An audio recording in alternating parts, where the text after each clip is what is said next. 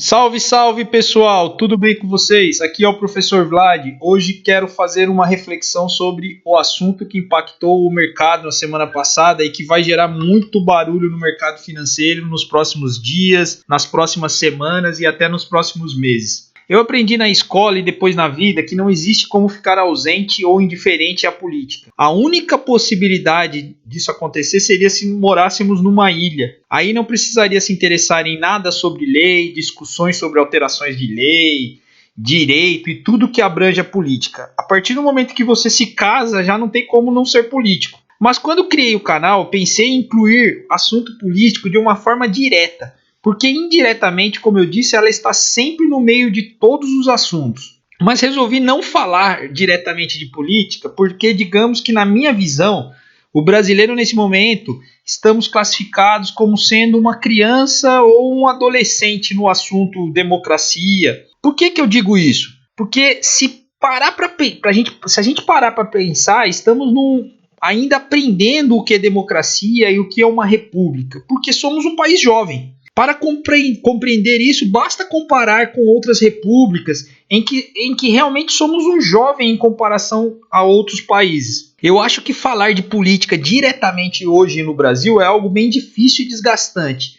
Basta ver quantas pessoas estão perdendo amigos e brigas entre familiares por causa desse assunto. Aquela frase que aprendemos no passado, né, e que até hoje é dito com muita frequência, que política não se discute, está fazendo muito mal para a nossa sociedade. Atualmente aprendemos isso porque sempre a afirmação dessa frase foi conveniente para os políticos. E agora as discussões políticas são bem diferentes do que seria o ideal. Pelo menos se compararmos com as discussões que existem em países desenvolvidos. Mas o canal, que tem como objetivo falar de contabilidade e finanças, principalmente sobre o mercado financeiro, não podia deixar de falar sobre essa reforma, entre aspas, essa reforma tributária do nosso governo. Vamos lá, o título do vídeo está colocando a reforma tributária em interrogação. Eu não sou nenhum influenciador, não sou nenhum analista financeiro, não sou nenhum analista funcionário de corretora, não sou gerente de banco, mas eu sou contador, conheço bem tudo que envolve o assunto tributos. Ouço sobre reforma tributária desde que estava na faculdade há mais de 20 anos. Nunca tivemos uma reforma tributária que todos os profissionais da área esperavam.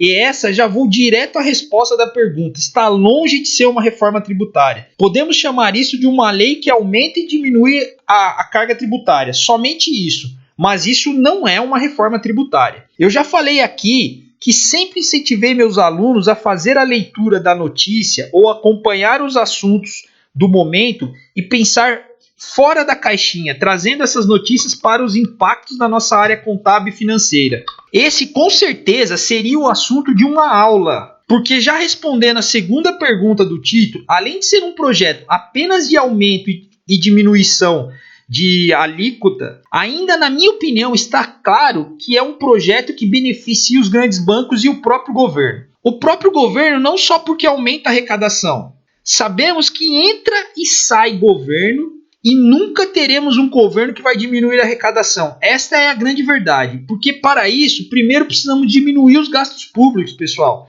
E qual governo fez ou vai fazer isso? Todos sabem o que são gastos públicos?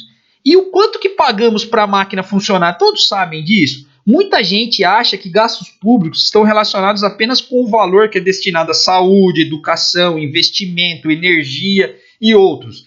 Mas esquece que a máquina política chamada Congresso, Senado e todos os benefícios que envolvem os políticos também faz parte da máquina. Aconselho a pesquisarem quanto que custa isso tudo se compararmos com os gastos de outras pastas como saúde e educação. Apenas uma última reflexão sobre esse tema, pessoal. Escrevam aqui embaixo qual foi a medida tomada pelo governo e pelos políticos, deputados, senadores, prefeitos, governadores, vereadores, toda essa turma durante a pandemia para reduzir essa estrutura de gasto. Seja redução de salário, seja redução de auxílio moradia, combustível, verba que cada político tem direito. Qual foi a proposta de algum político para reduzir isso? Todos nós brasileiros tivemos redução em nossos gastos durante e estamos tendo, né, durante essa pandemia mundial, ou grande maioria, seja o trabalhador ou seja o pequeno e médio empresário, todos nós tivemos redução dos nossos ganhos. Voltando ao tema da reforma tributária, está claro que esse texto entregue pelo Paulo Guedes não se trata de uma reforma tributária. O conceito que os profissionais da área esperavam de reforma tributária não era só a diminuição de alíquotas, mas sim uma simplicidade dos aspectos relacionados com os tributos. Consequentemente, geraria uma diminuição no custo para as empresas. Com isso, com essa redução dos custos da empresa, a resposta seria um aquecimento da economia e automaticamente uma maior geração de empregos. Essa era a expectativa de uma reforma tributária. E o que nós estamos vendo nesse texto é totalmente ao contrário. Para aqueles que defendem que estamos no caminho certo com a política econômica, o governo usando o slogan para essa reforma, se todos pagam menos, existe a alegação por parte do governo que somos o único país do mundo que não se tributa dividendos. Como eu sempre digo, pessoal, não vamos comparar banana com laranja. As duas são frutas, mas são bem diferentes. Vou pegar o exemplo de Portugal, onde eu já tive uma experiência. Em Portugal, temos 3 impostos. Temos o IVA, que tem o mesmo mecanismo do nosso ICMS para evitar a bitributação, mas ele tem uma forma muito mais abrangente. Nós temos um imposto sobre o lucro das empresas, não é sobre o faturamento das empresas, sobre o lucro da empresa. E nós temos o imposto de renda das pessoas físicas, igualzinho no Brasil, através da faixa de ganho salarial. E na parte de segurança social, nós temos a contribuição que eles chamam de seguridade, que seria o nosso INSS. São só esses 3 impostos, pessoal. No Brasil, nós temos ISS, PIS, COFINS, IRPJ, contribuição social, FGTS, INSS, isso somente falando dos impostos básicos. E cada um desses impostos, pessoal, às vezes até mais de um, sobre uma base tributária diferente.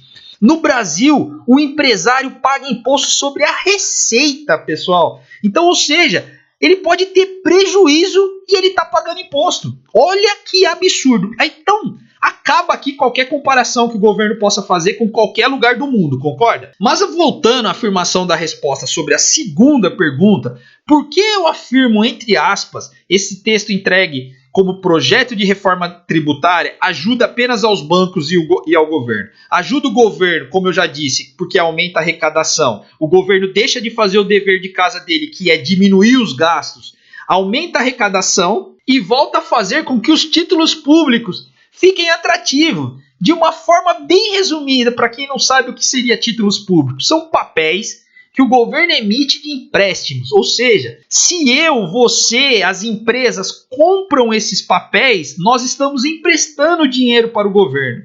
Esses títulos, assim como a renda fixa, deixou de ser atrativo nos últimos anos.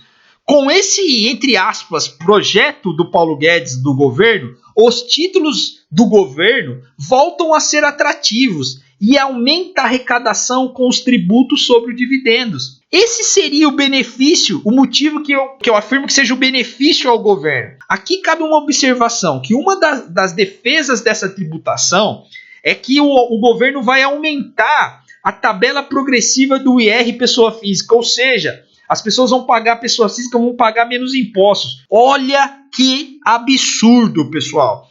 A tabela está desatualizada há anos. O governo teria obrigação de atualizar essa tabela pela inflação do período. Ou seja, a não atualização dessa tabela já representa um aumento da arrecadação do governo. Agora o governo alega que vai atualizar a tabela, mas para isso precisa compensar cobrando impostos sobre dividendos. Ou seja, controlar gastos públicos, ou melhor, diminuir o custo da máquina, não faz parte da meta do governo, né? O governo é como aquele jovem que não aprendeu a lidar com o dinheiro e que sai para o mundo e todo mês estoura o seu limite e entra no banco e vai lá e pede auxílio para o pai. Esse é o governo. E nós somos o pai do governo. Nós vamos lá e nós vamos pagar mais impostos. Já não basta o que nós pagamos, nós vamos pagar mais impostos. Já pararam para pensar onde isso vai acabar, pessoal? Bom, e sobre a parte do banco, por que a minha opinião está... A minha opinião nesse texto é que ele beneficia muito os grandes bancos. Porque nos últimos anos, pessoal, está claro o movimento educacional do brasileiro. Movimento esse espontâneo, ou seja, não foi incentivado pelo governo. Todo mundo está cansado de ser escravo. Parte da população muito pequena, é claro, infelizmente, está procurando alternativa para aprender, ou melhor, se interessando pelo tema educação financeira, para poder conseguir controlar os seus gastos de consumo, os seus gastos e o seu consumo, mas principalmente para fazer o seu patrimônio crescer, visando uma segurança ou até um plano previdenciário, já que cada dia entra governo e sai governo, está mais claro que o INSS representa um grande risco ou uma grande injustiça social. Mas isso, pessoal, seria um tema para um vídeo só falando sobre isso. Com essa procura pela educação financeira, estamos vendo um crescimento gigantesco de corretoras. Basta, pessoal, ver um case chamado XP. A XP tem poucos anos de vida, olha o tamanho do crescimento da XP. E em comparação, nesse mesmo período você encontra uma diminuição significativa dos grandes bancos. Os grandes bancos estão todos muito preocupados com a concorrência e com a falta de atratividade dos seus produtos. Um aumento significativo, ano após ano, de pessoas físicas operando diretamente na Bolsa. Isso é um fato que vem ocorrendo ano após ano. A Bolsa de Valores está batendo recorde sobre o número de pessoas físicas que estão operando na Bolsa. Essa procura impacta diretamente, pessoal, na renda fixa e na procura por CDB e principalmente sobre a poupança. Ainda existe muita gente que investe na poupança, mas o brasileiro está descobrindo que a poupança não é aplicação. Não existe rendimento na poupança. A poupança nada mais é que um colchão, literalmente, pessoal, um colchão que você guarda o dinheiro debaixo dele e ele a cada mês perde o valor pela inflação. Com isso, pessoal, os bancos estão tendo muitas e muitas dificuldades em conseguir vender seus produtos.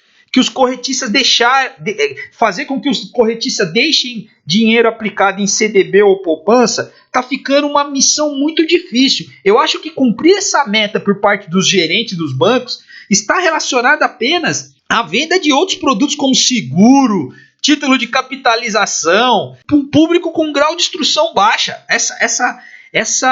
Esse dia a dia das instituições financeiras estão cada vez mais difícil. Agora, com esse projeto de reforma, para quem ler no detalhe o que, resumindo, o governo está fazendo, é tributando tudo que é negociado em bolsa de valores, ou seja, dividendos pagos pelas empresas de capital aberto e os dividendos dos fundos imobiliários. Claro que tributada também a pequena empresa na distribuição do lucro de sócio. Eu vou focar só na pequena empresa, tá? Naquela pequena empresa no MEI. Por anos e anos, pessoal, o governo fez vista grossa a um imenso número de pessoas que passaram a abrir mão dos direitos como CLT para trabalhar como PJ. E agora o governo vem e tributa essa galera toda. Ou seja, os PJs voltam a ter uma carga tributária alta, só que agora sem nenhuma garantia trabalhista. É difícil, pessoal, é difícil. De um lado, tributa empresas e bolsa de valores. E do outro lado, isenta ou diminui a alíquota de todos os produtos relacionados com a comercialização dos bancos. E dele próprio, no caso, os títulos públicos.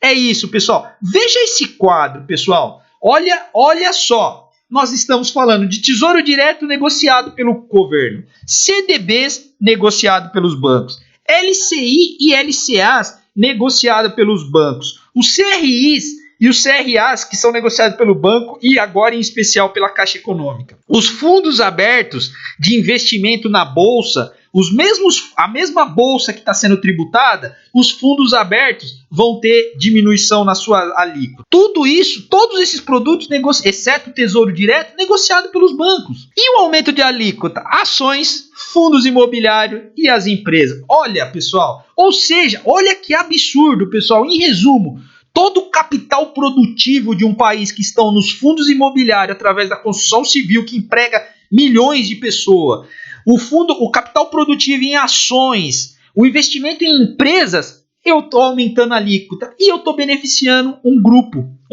chamado bancos. Basta refletir, olhar com calma esse resumo que você vai compreender o que eu estou falando. Infelizmente, a política econômica de Paulo Guedes não está relacionada com medidas para incentivar o crescimento das empresas, embaratear o custo do dinheiro que essas empresas precisam para o dia a dia, para incentivar que as empresas procurem outras alternativas mais baratas para capital de giro. Está sim voltada para uma reforma nada liberal, aumentando a arrecadação do governo e direcionando novamente as pessoas para a renda fixa.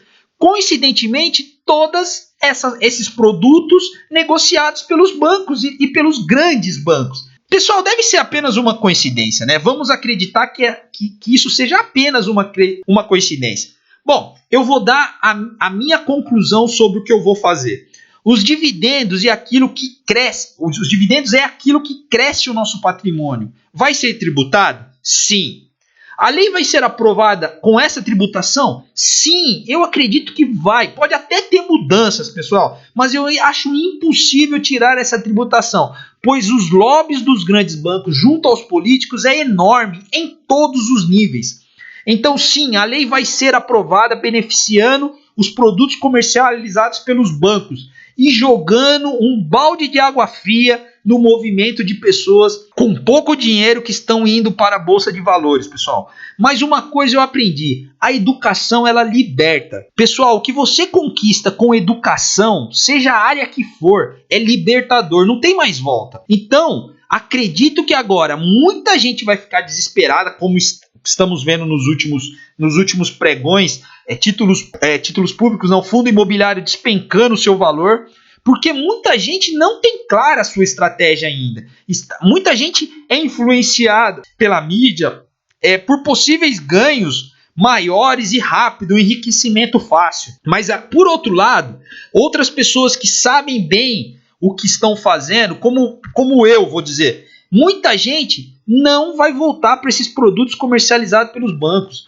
Eu não coloco o meu pequeno dinheiro em um CDB e muito menos num fundo de investimento que me cobra uma taxa administrativa elevada. Não coloco. Prefiro correr o risco da renda variável e no final das contas empatar o meu rendimento do que colocar o meu dinheiro na gestão dos bancos. E como os analistas de gráficos, os grafistas dizem, o mercado ajusta o preço. E ajusta o preço também baseado nas notícias. Então, pessoal, a única coisa que eu lamento nesse momento é não ter muito dinheiro para sair agora comprando mais ativos. Vou continuar na minha estratégia, porque naturalmente o preço se ajusta e eu vou diminuir meu preço médio. Eu tenho certeza que essa política do governo não é sustentável a longo prazo. Porque a Bolsa de Valores, pessoal, em qualquer lugar do mundo que visa um crescimento econômico, um crescimento das empresas, uma geração de emprego, a Bolsa de Valores tem um papel fundamental. Então não tem sentido nenhum você tributar pesadamente os produtos negociados pela Bolsa de Valores.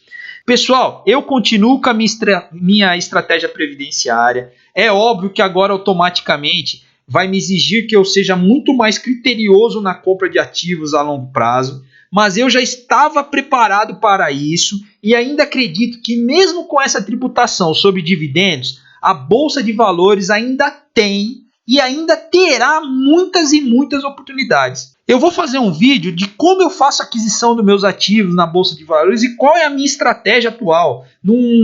É simplesmente a minha, não é para ninguém copiar, não é para ninguém ter como referência. É simplesmente uma estratégia que eu posso mudar com o passar do tempo, conforme eu vou entendendo que ela não está tendo resultado. Bom, pessoal, aqui no canal a ideia é, com vídeos semanais, que a gente possa falar sobre contabilidade, sobre finanças, fazendo o link de conceitos contábeis com finanças, tentando ajudar a todos nessa missão de termos um conhecimento básico de contabilidade aplicado, tirando esse mito de que contabilidade é chato, que contabilidade é coisa muito complexa. Se vocês gostaram, deixe o seu like, se inscreva no canal, acione o sininho para receber novas notificações e um grande abraço a todos.